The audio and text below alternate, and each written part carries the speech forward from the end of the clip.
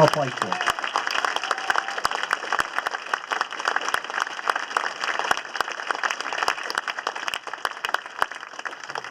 Let me conclude by just saying this.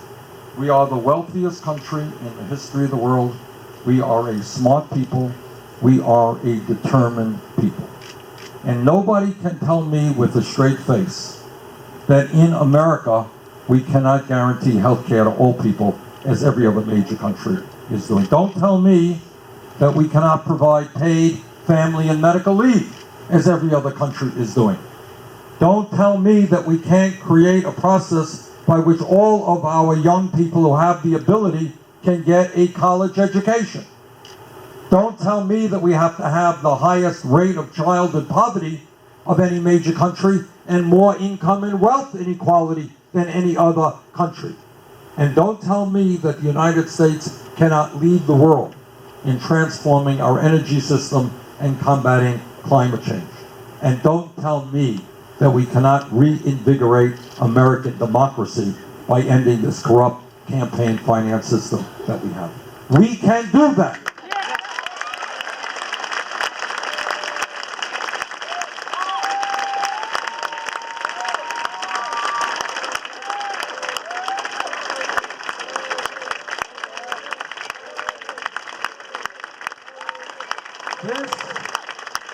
This is not pie in the sky. This is not some utopian ideas. These are ideas that in many cases already exist in many other countries. These are ideas that are supported by the American people. And the reason that we do not have what we need to have is we have a Congress far more interested in collecting campaign contributions from billionaires than in supporting the needs of working families.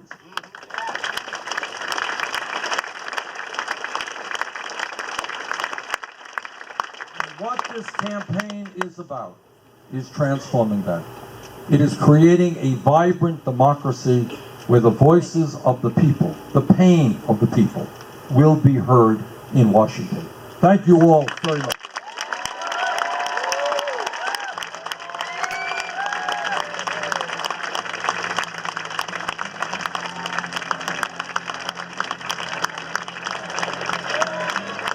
Thank you. Thank you. Okay, we've got to be up early in the morning, but if people have a few questions, please sit if you want to. If there are a few questions, we can take them. Do we have any mics here? Shannon, where's the mic? Straight back on your left. Okay, there's a mic. Yeah, they've got one at a time. Yeah, gentleman right. Yeah, woman right there. Yes, ma'am. Yeah, we get that mic. Thank you.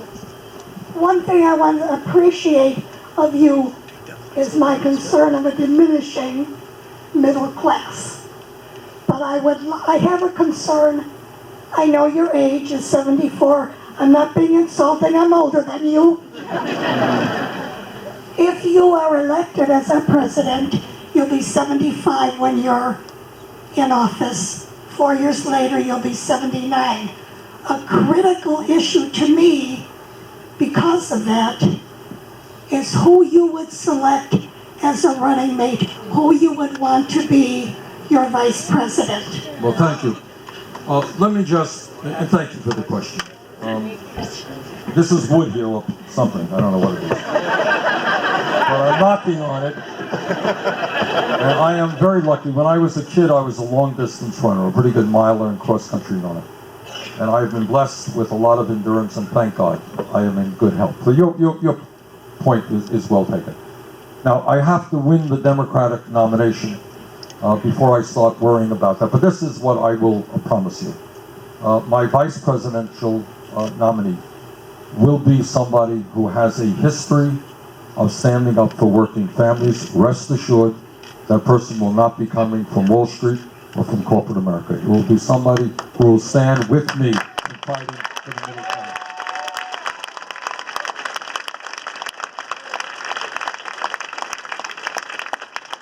We got a question where? There's a woman right there. Yeah. Me? Yes.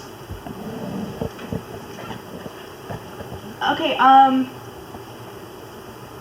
you know, you can go to like millions of clinics in America and get free condoms. But women have to pay for feminine hygiene products, and in some states there's even a quote-unquote luxury tax. I think it's harder for me to refrain from having my period than it is for a man to have sex. So, is there anything that... What is your question, my dear? My question is, what are you going to do about that? It's going to be an interesting question.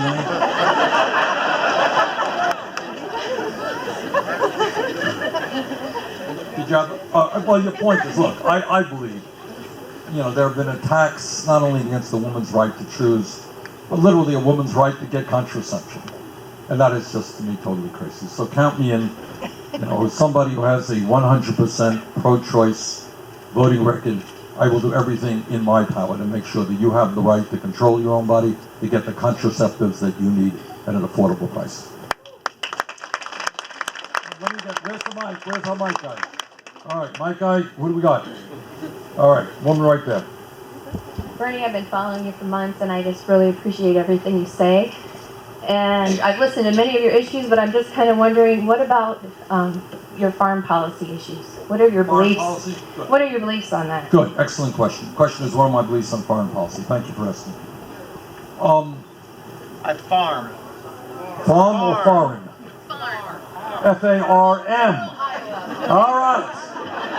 Got an answer to that one too. All right. Maybe I'll make a twofer out of it, Lance. Foreign policy and farm policy. All right. Here's my view on farm policy. I come from an agricultural state. Our major commodity is dairy, and I have been involved very heavily with dairy farmers, fighting to make sure they get a fair price for their product. Bottom line is, whether it is Iowa and it's corn or soy, or whether it's Vermont, it's dairy, I believe to the degree we can, in family-based agriculture. I believe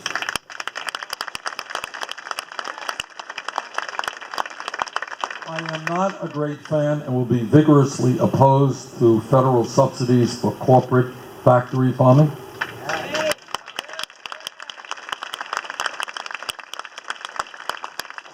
I understand that not everybody can move to organic agriculture, that's clear, but I am sympathetic to those who want to move toward organic agriculture. What we are seeing in this country, and we see it in farmers markets and we see it in other ways, is people very concerned, increasingly concerned about the quality of the food that they eat. And to the degree that they can get it locally from farmers that they know and trust, that's what they want, and that's what I would like to see. So.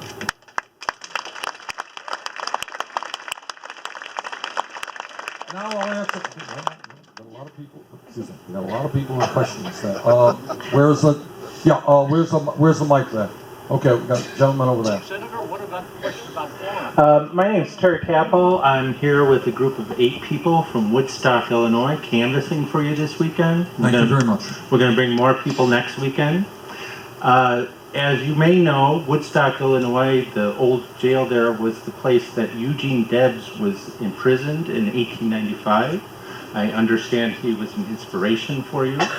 I wondered if you would talk about what his life and his values and character inspired in you, and whether he has some lessons for us today. I think Debs was a great American hero who helped. I think he was probably arrested then. Was that the American Railway Union? Was that the strike that he was arrested in? Yeah. And he was a guy way, way ahead of his time. And he believed in working people. He came from the ranks of the working class. And what he tried to do, by the way, is lay the groundwork for what eventually became the CIO, because he said that we have to have unions that include all workers, and not just craft unions over here and lowly paid workers over there. He talked about ideas that FDR somewhat implemented many, many years later. So yes, Debs was an inspiration for me, and I believe one of the great heroes of American history. Okay, a couple of more. Yes, you got a hand over. Okay, I'll get you last, but we got a hand right there. Okay. Congress is basically bought and paid for. How are you going to get along with the Republicans to get your thing in? Okay, good question. Everyone hear the question? Yeah. Congress is bought and paid for. Well, that's true. I will do it in two ways. First of all, it will maybe surprise you or maybe it won't. Over my career in Washington, the House and the Senate, on issues where we can find common ground, I have worked well with Republicans.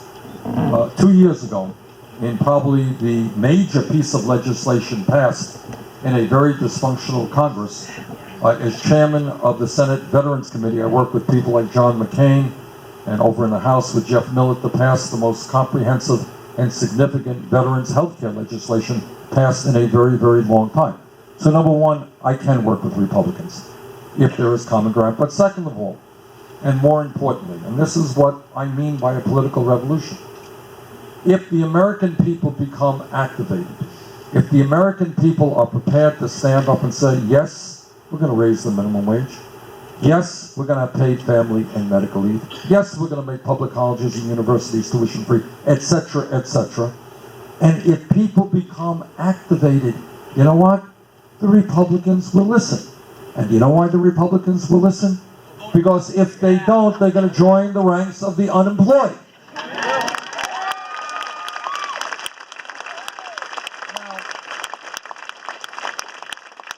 Now, if you have elections, as we did last year, where 63% of the people don't vote, Republicans don't have to listen. Who's going to worry about making public colleges and universities tuition free if 80% of kids don't vote? Who's going to worry about raising the minimum wage if low-income workers don't vote? Who's going to worry about the need to expand Social Security if seniors don't vote? So to answer your question, Republicans are politicians. They listen. If people are not paying attention, they will do the bidding of corporate America and the big money interests. But if they know that people are involved, yes, they will do what is right, because if they don't, they will lose their jobs. Okay, last question. What will you do to protect my generation in the future? Oh. Here's the question. What will we do to protect his generation? That is a very profound question, because if we don't get our act together, I don't want to get them nervous, and it's too late to get them nervous. But, you know, we have got to make sure that that young man's generation does not, for the first time in the modern history of America, have a lower standard of living than his parents. All right?